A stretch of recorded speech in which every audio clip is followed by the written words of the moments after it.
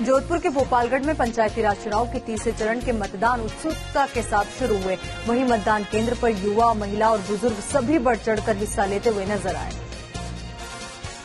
बारां के नदबई में पंचायती राज के जिला परिषद और पंचायत समिति सदस्य के चुनाव हुए। बारिश के बाद मौसम साफ होने पर मतदाताओं की कतार केंद्रों पर लगना शुरू हो गई। जोधपुर के बिलाड़ा में पंचायत समिति के मतदान को लेकर केंद्रों पर भारी उत्साह देखने को मिला। रिटर्निंग अधिकारी से मिली जानकारी के अनुसार 10:15 बजे तक 18.04% मतदान हुआ। दौसा के सिकराय में पंचायत राज चुनाव में पुलिसकर्मी बिना मास्क नजर आए। मतदान केंद्र पर कोरोना गाइडलाइन की धज्जियां उड़ी। झालावाड़ के मनोहर थाना में राज्य सरकार के निर्देशानुसार विद्यालयों में कक्षा 9वीं से 12वीं तक शिक्षण कार्य प्रारंभ हुआ, जिसमें विद्यालय प्रशासन द्वारा गाइडलाइन के अनुसार बच्चों को बैठाकर शिक्षण कार्य करवाया गया। पाली के सुमेरपुर में निजी विद्यालय में कक्षा 9वीं से 12वीं तक की कक्षाओं का संचालन वापस से शुरू हो गया है, जहां विद्यार्थियों को कक्षाओं में सोशल डिस्टेंसिंग की पालना करवाते हुए बैठाया गया। श्रीगंगानगर में कक्षा 9वीं से 12वीं तक के विद्यालय खुल गए हैं, जहां विद्यालय प्रबंधन द्वारा गाइडलाइन के पालन का पूरा प्रबंध किया गया है। जयपुर के चोमू में कई महीनों बाद स्कूलों में घंटी की आवाज सुनाई दी। विद्यार्थियों ने स्कूल पहुंचने पर खुशी का इजहार किया और विद्यार्थियों के स्कूल पहुंचने से रौनक वापस से लौटी है। साथ ही बच्चों ने सोशल डिस्टेंसिंग की पालना भी की।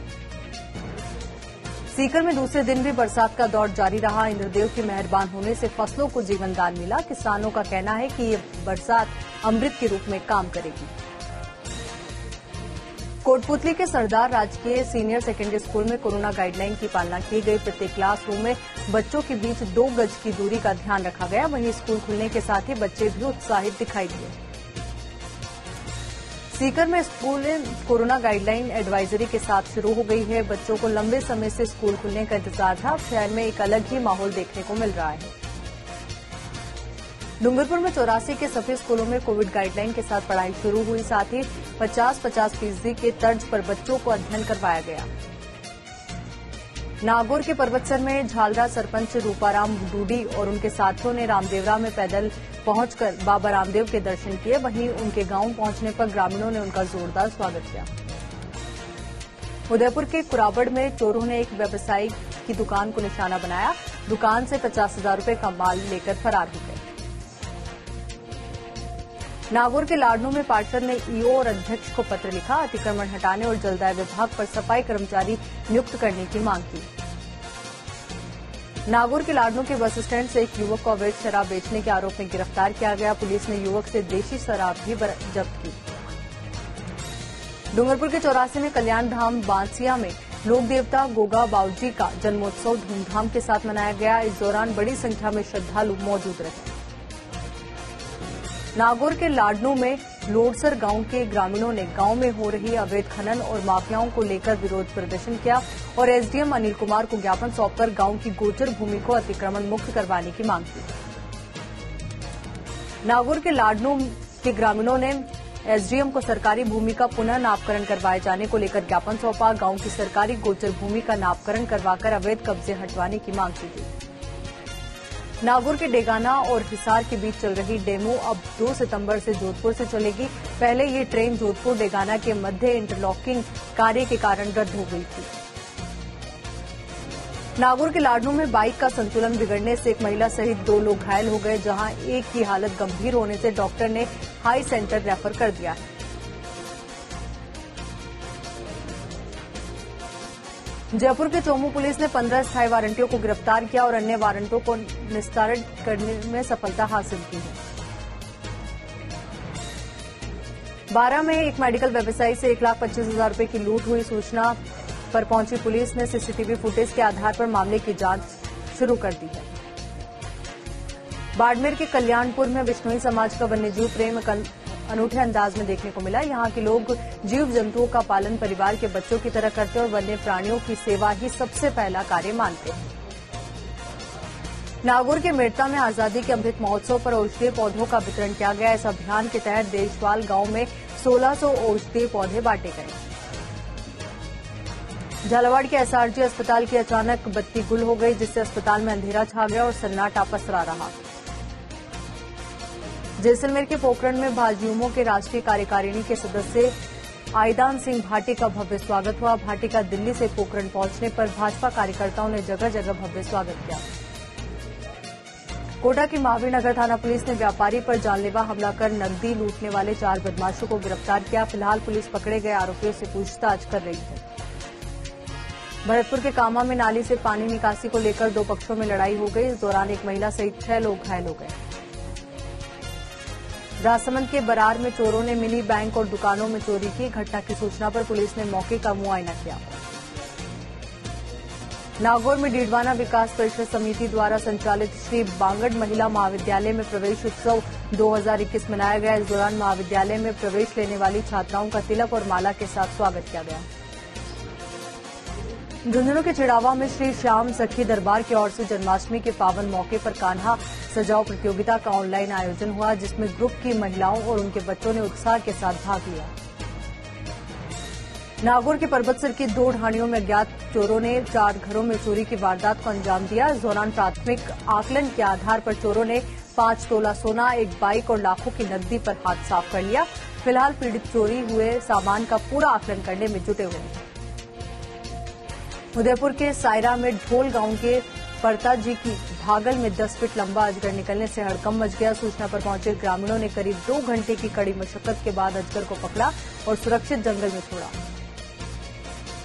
अजमेर की मयूर कॉलोनी में खाली मकान की रखवाली के लिए रखे गए नौकर ने ही चोरी की वारदात को अंजाम दे दिया। पीड़ित मकान मालिक की रिपोर्ट पर पुलिस ने जांच शुरू की। प्रतापगढ़ में वैक्सीनेशन अभियान के तहत 24 घंटों में 11,186 लोगों को वैक्सीन लगाई गई। इसी के साथ जिले में वैक्सीनेशन का आंकड़ा 5,96,386 तक जा पहुंचा है। फलोदी से हरिद्वार के लिए रोडवेज बस की सेवा शुरू हुई। साथ ही इस बस को ऑनलाइन सिस्टम से भी लिंक कर दिया गया। दौसा के कई इलाकों में झमाझम बारिश हुई। बारिश के बीच भी लोग भीगते हुए मतदान केंद्रों पर पहुंचे। नागौर के लाडनू में एक निजी नोहरे में गोवंश को नगरपालिका के बिना किसी अनुमति के इकट्ठा किया गया, जिस पर वार्ड नंबर 22 के पार्षद राजेश भोजक ने पुलिस थाने में रिपोर्ट दर्ज करवाई। चूरू में शिक्षा मंत्री गोविंद सिंह डोटासरा का स्वागत हुआ। इस मौके पर उन्होंने कहा कि राज्य में कोरोना मरीज का प्रबंधन शानदार ढंग से किया गया। बूंदी के ग्रामीणों ने अपने स्तर पर बांध बनाया, जिसमें बारिश का पानी भरने लगा। बांध में भरे पानी को हिलोरे मारते देखकर ग्रामीण खुशी से फूले नहीं समा रहे हैं। जोधपुर में स्कूलों के खुलने से विद्यार्थियों के चेहरे खिले खिले नजर आए। साथ ही सरकार की निर्धारित गाइडलाइंस की पालना भी देखने को मिली। जोधपुर के पाली रोड पर स्थित कुड़ी होद में 2 किशोर और एक युवक की डूबने से मौत हो गई। सूचना पर पुलिस मौके पर पहुंची और तीनों शवों को बाहर निकाला। फिलहाल पुलिस मामले की जांच में जुटी। जयपुर में एलपीजी सिलेंडर और महंगा हो गया है। गैर सब्सिडी घरेलू एलपीजी सिलेंडर की कीमत 25 रुपये बढ़ा दी गई। जयपुर के पूर्व डिप्टी सीएम सचिन पायलट ने कार्यकर्ताओं से मुलाकात की। पायलट ने अपने निवास पर विधानसभा क्षेत्रों से आए कार्यकर्ताओं के साथ चर्चा की। जैसलमेर जिले में पिछले कुछ दिनों से हर रोज डेंगू के रोगी सामने आ रहे हैं। शहर में डेंगू के 50 से अधिक मरीज सामने आ चुके हैं। कोटा की कोचिंग इंडस्ट्री भी महीनों के बाद शुरू हो गई। कोरोना गाइडलाइन के साथ कोचिंग सेंटर्स में ऑफलाइन क्लासेस की व्यवस्था की गई। जोधपुर में जिला परिषद और पंचायती राज चुनाव के आखिरी चरण में शांतिपूर्ण मतदान हुआ। लोगों ने चुनाव के दौरान कोविड गाइडलाइन की पालना भी करी। जयपुर के नरेला में 4 साल की बच्ची के साथ दुष्कर्म और हत्या के मामले में परिजनों ने कलेक्टर को ज्ञापन सौंपा और आरोपी को फांसी की सजा देने की मांग की। जसवंतपुरा के पाउटी गांव में भक्तों ने गणपति प्रतिमा का विसर्जन किया। इस दौरान महिलाओं ने नाचते हुए कृष्ण भगवान के गीत गाए। सिरोही जिले के स्वरूपगंज पुलिस की टीम ने कई दिनों से फरार चल रहे 3000 के नामी शराब तस्कर को पकड़ा। हिस्ट्री शीटर आनंद पाल सिंह उर्फ दिवसा को गुजरात के डीसा की एक होटल से गिरफ्तार कर लिया है। फिलहाल आरोपी से पूछताछ की जा रही है।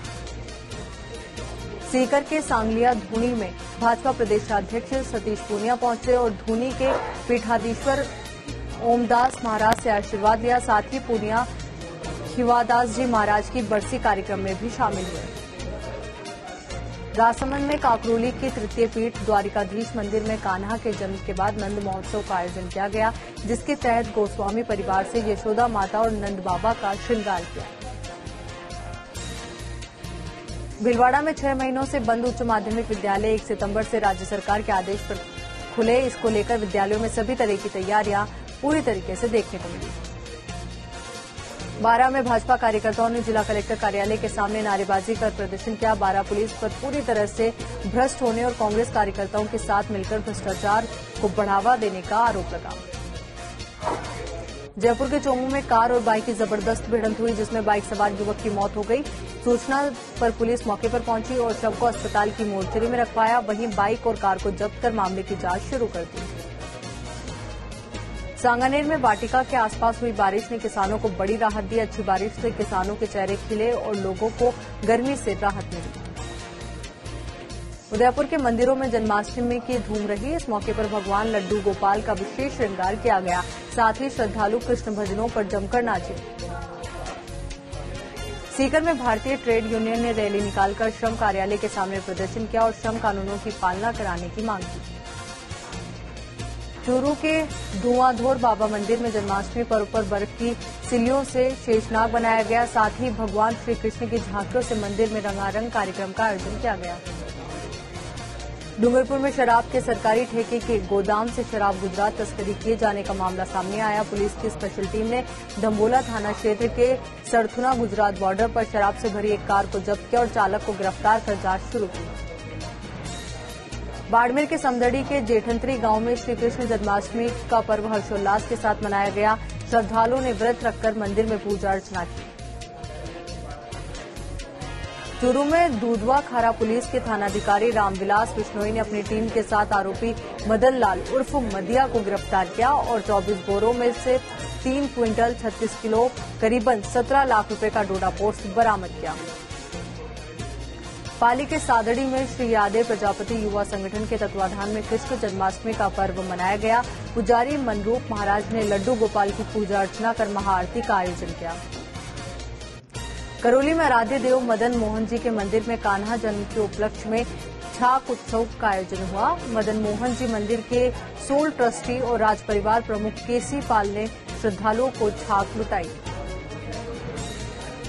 करौली के हिंडोन में भाजपा के नेतृत्व में ग्रामीणों ने कलेक्ट्रेट पर प्रदर्शन कर ज्ञापन सौंपा और पालनपुर गांव निवासी भवानी की हत्या के आरोपियों की शीघ्र गिरफ्तारी की मांग की। भीलवाड़ा जिला कलेक्ट्रेट के बाहर भाजपा अल्पसंख्यक मोर्चा ने प्रदर्शन किया और अपनी 25 सूत्रीय मांगों को लेकर कलेक्टर को मुख्यमंत्री के नाम ज्ञापन सौंपा। जालोर के जसवंतपुरा के रामसीन में समाज सेविका हस्तु जीनकर के नेतृत्व में कृष्ण जन्मोत्सव मनाया गया। इस दौरान महिलाओं ने मंगल गीत गाए और प्रतिमा का विसर्जन किया। जयपुर के सांगानेर वाटिका गांव में चारभुजा मंदिर में भगवान चारभुजानाथ और शिव पंचायत की फूल से झांकी सजाई गई और लोगों ने भगवान से अच्छी बारिश की कामना की। झुंझुनू के बिसाऊ में गोगा मेडी टीले पर जीर्णोद्धार और प्राण प्रतिष्ठा का 3 दिवसीय कार्यक्रम शुरू हुआ। इसी क्रम में जागरण होगा। मुख्य समारोह के तहत गोगा जी की नवीन मूर्ति को नगर भ्रमण कराया जाएगा। बांसवाड़ा में जैव विविधता को लेकर गोविंद गुरु जनजाति विश्वविद्यालय और जोधपुर के जय नारायण विश्वविद्यालय के बीच एमओयू हुआ। इसके तहत दोनों विश्वविद्यालय अब जैव विविधता को लेकर के संयुक्त रूप से काम करेंगे। चूरू के 2 राज बटालियन एनसीसी कार्यालय के कमान अधिकारी कर्नल गणेश भट्ट के 2 साल सेवा के बाद कार्यमुक्त हुए। इस दौरान उनके सम्मान में कार्यालय ने सम्मान समारोह का आयोजन किया।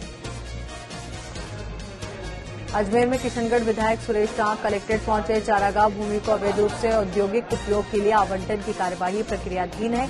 इस मामले में जांच की मांग को लेकर ज्ञापन दिया। चूरू के जेल में कैदियों की संख्या बढ़ने से 60 कैदियों को बीकानेर जेल में शिफ्ट कर दिया गया। चूरू जेल की क्षमता 165 कैदियों की है और यहां अधिक कैदियों को रखे जाने से परेशानी हो रही है। कोटा के कुन्हाड़ी इलाके में महिला ने उसके साथ महीनों से कर रहे दुष्कर्म आरोपी को चाकू मारकर घायल कर दिया। पुलिस ने दुष्कर्म का मामला दर्ज कर मामले की जांच शुरू कर दी।